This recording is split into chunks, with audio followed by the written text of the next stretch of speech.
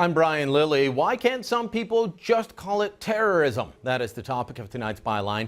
2 attacks last week against Canadian soldiers by radical Muslims with political and religious motivations for both attacks. One of those attacks included shooting up Parliament, and yet some people still can't call it terrorism. I'm not saying they can't call it Muslim terrorism or Islamic terrorism, like that book we told you about warns media outlets against doing. No, they just can't call it terrorism at all. Today marks 1 week since Michael Zehaf Bibeau shot Corporal Nathan Cirillo, then barged into the Parliament buildings, firing shots from his rifle as MPs, the Prime Minister included, sat feet away in their caucus meetings. So to mark the first caucus meeting since the terrorist attack, the Canadian press put out a story explaining how security is beefed up, but MPs will be understandably nervous. Writer Bruce Cheadle then puts this description in the 3rd paragraph. It has been 6 days since a rifle-toting homeless drug addict with a grudge against government burst through the Centre Block's front doors and careened down the Central Hall of Honor before dying in a hail of bullets. Excuse me?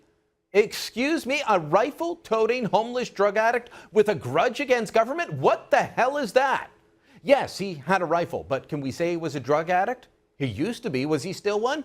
We don't know. Was he homeless? Yes, but apparently by choice of late. According to the RCMP statement issued on the weekend, Zehaf Bibeau had plenty of money in his bank account, money he made while working in the oil patch in Alberta.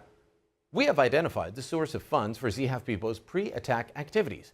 Zehaf Bibeau had been employed in the oil fields of Alberta and had saved his money. He had access to a considerable amount of funds. We are investigating all of his disbursements in the period leading up to the attack. So the homeless angle is really a red herring here. He had a grudge against government, Cheadle writes. What's he getting at here? That tells us nothing. Was Zehaf Bibeau an angry libertarian? Was he a Tea Partier? Because that's the type of language used for right-wing groups. Is Cheadle trying to paint Zehaf Bibeau as some crazed right-winger? I'm not sure, but Cheadle sure as hell isn't painting him as a terrorist, Islamic or otherwise. Cheadle does make a brief mention of him being an Islamic convert, but he doesn't call him a terrorist or link his grudge against government to his faith or political viewpoints. Again, from the RCMP statement, the RCMP has identified persuasive evidence that Michael Zehaf Bibeau's attack was driven by ideological and political motives.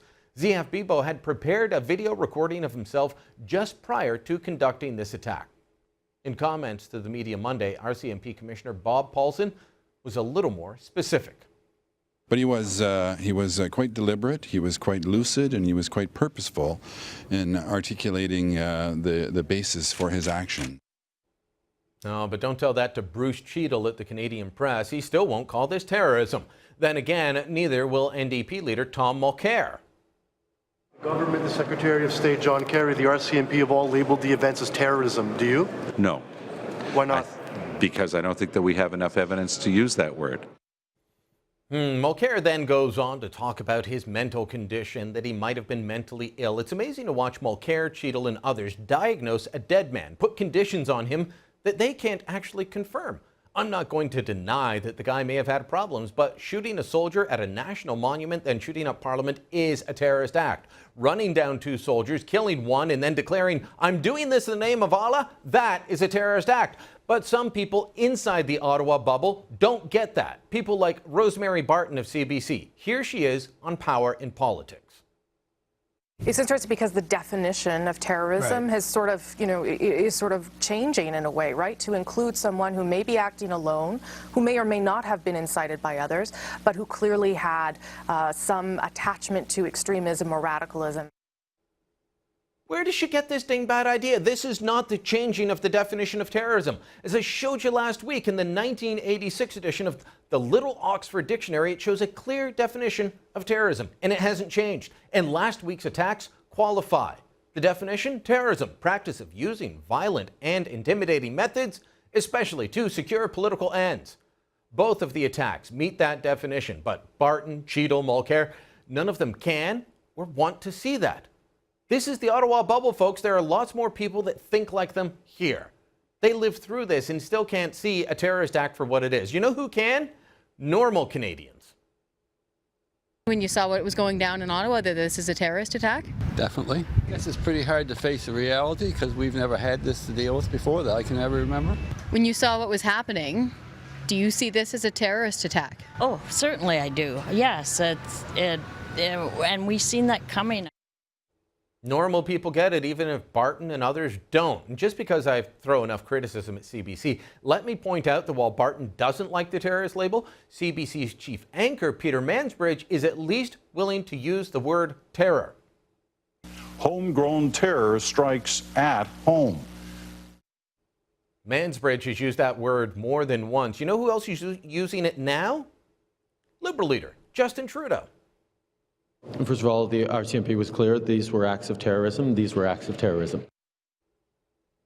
Even the Obama administration, the people that won't call Fort Hood a terrorist act, said that last week's attacks clearly were terrorist acts. Anybody who walks up in a premeditated way with a rifle and attacks somebody in uniform and then purposefully goes to a parliament is committing, by common sense standards, a terrorist act. I can't say for sure why so many in the media and political circles won't call these attacks terrorism, but I can speculate.